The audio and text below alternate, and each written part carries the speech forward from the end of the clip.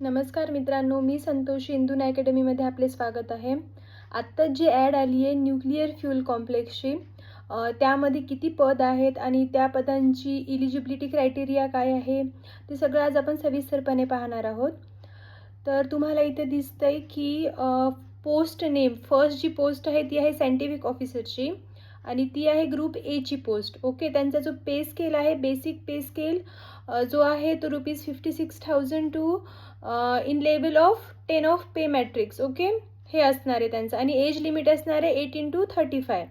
आणि सेकंड जी पोस्ट आहे ती आहे नर्सची, ती आहे ग्रुप बीची पोस्ट आणि त्यांचा पण बेसिक पे जो आहे तो ₹44,900च्या लेवलमध्ये असणार आहे, 7th पे असणार आहे. ओके, जी थर्ड पोस्ट आहे ती आहे सायंटिफिक असिस्टंटची, जी पण ग्रुप बीची आहे आणि त्यांचा पण जो बेसिक पे जो आहे तो आहे 35,400. ओके, 6th लेवल पे.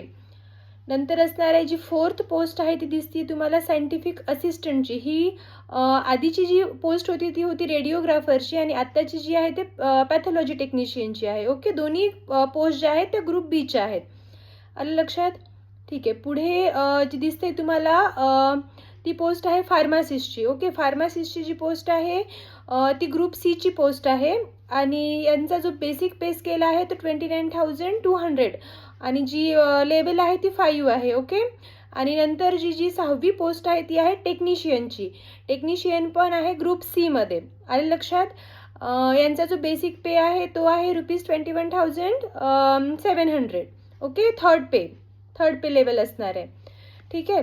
तर आता हा फॉर्म भरू कोण कोण शकतं, त्यांचा एलिजिबिलिटी क्रायटेरिया काय असणार आहे हे पाहूया आपण आता. पोस्ट नेम आणि education qualification and number of year experience किती लागणार आहे त्यांचा आणि एलिजिबिलिटी क्रायटेरिया काय असेल आणि पोस्ट नेम हे सगळं पाहू आपण. ओके, फर्स्ट जी पोस्ट आहे ती आहे सायंटिफिक ऑफिसरची. जनरल ड्युटी मेडिकल ऑफिसर असणार आहे आणि यांचं जे एज्युकेशन क्वालिफिकेशन असेल तो असेल MBBS फ्रॉम रिकग्नाइज्ड युनिव्हर्सिटी. त्यांचं काय असायला हवं, MBBS असायला हवं आणि व्हॅलिड रजिस्ट्रेशन पण असायला हवं.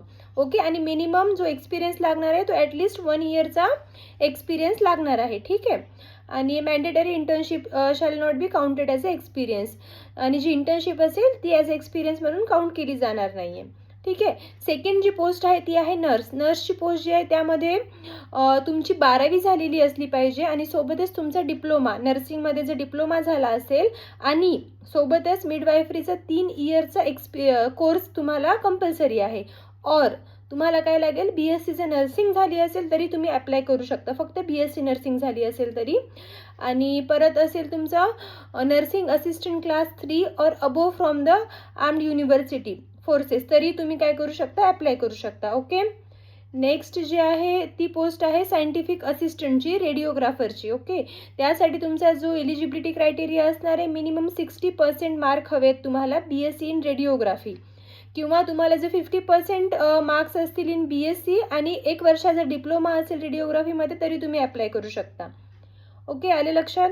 आणि जी नंतरची पोस्ट आहे ती आहे सायंटिफिक असिस्टंट पॅथॉलॉजी टेक्निशियन. ती ग्रुप बीचीच पोस्ट आहे आणि त्यांचा जो एलिजिबिलिटी क्रायटेरिया आहे तुमची BSc कंपल्सरी सांगितली आहे, 60% हवेत मार्क आणि पोस्ट ग्रॅज्युएशन हवे diploma in medical lab technology PGDMLT compulsory आहे तुम्हाला. ओके, ॲटलिस्ट मिनिमम 60% तुम्हाला मार्क हवेत, किंवा तुमची जर BSc झाली असेल, BMLT झाली असेल with 60% mark, then you can apply for this. Okay, आणि फार्मासिस्टसाठी ती पण ग्रुप बीचीच पोस्ट आहे. तुमची 12वी हवी आहे, सोबत 2 वर्षाचा डिप्लोमा असेल जर तुमचा फार्मसीमध्ये, किंवा सोबतच 3 मंथ्सची ट्रेनिंग पण कंपल्सरी आहे फार्मसीची आणि रजिस्ट्रेशन लागणार आहे तुम्हाला फार्मसिस्ट विथ सेंट्रल और स्टेट फार्मसी काउन्सिलचं रजिस्ट्रेशन पण तुम्हाला कंपल्सरी आहे. ओके, फार्मसिस्टच्या पोस्टसाठी. अँड जी नंतरची पोस्ट आहे ती आहे टेक्निशियनची. टेक्निशियन एक्सरे टेक्निशियन, त्यासाठी तुम्हाला ॲटलिस्ट 60% मार्क हवेत.